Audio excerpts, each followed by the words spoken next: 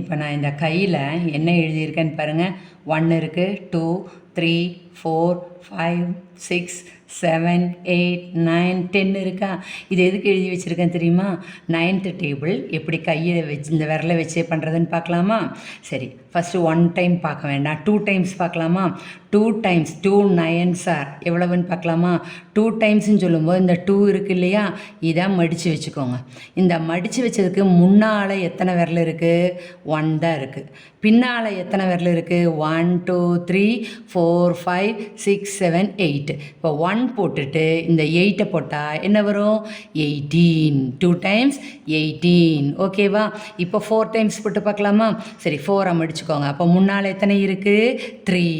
பின்னால் எத்தனை இருக்குது? 6. 36. 3 போட்டு 6 போடுங்க, 36. ஓகே, இப்போ 7 டைம்ஸ் பார்க்கலாமா? 9 7s ஆர் 7னா 7 மூடிடுங்க. இப்போ முன்னால் என்ன நம்பர் இருக்குது? 6 வரைக்கும் இருக்குது. பின்னால் 3 இருக்குது. ஸோ 63. 7 டைம்ஸ் 63.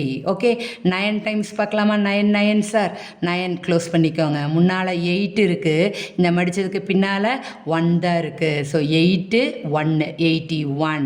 ஓகே, அப்போ 10 டைம்ஸ்னால் என்ன வரும்? 10 டைம்ஸ் க்ளோஸ் பண்ணுங்கள். இதுக்கு முன்னால் இருக்கிறது எல்லாமே 9 வந்துடும். பின்னால் ஒன்றுமே இல்லை. இந்த மடித்ததுக்கு பின்னால் ஒன்றுமே இல்லை, 0 போட்டுக்கோங்க. ஸோ 90. அப்போ 1 டைம்ஸ் என்ன வருதுன்னு பாருங்கள். 1 டைம்ஸ் மடிச்சுக்கோங்க.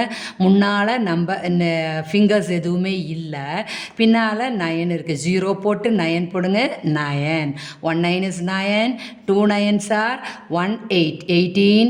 3 9s are 2 7 27. 4 9s are 3 6 36. இந்த மாதிரி 10 வரைக்கும் 9th டேபிள் இந்த ஃபிங்கர்ஸ் வச்சே நம்ம சொல்லலாம். ஓகேவா?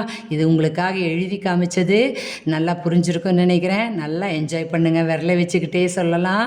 சப்ஸ்கிரைப் பண்ணுறதுக்கு மறக்க வேண்டாம். லைக் பண்ணுங்கள், ஷேர் பண்ணுங்கள்.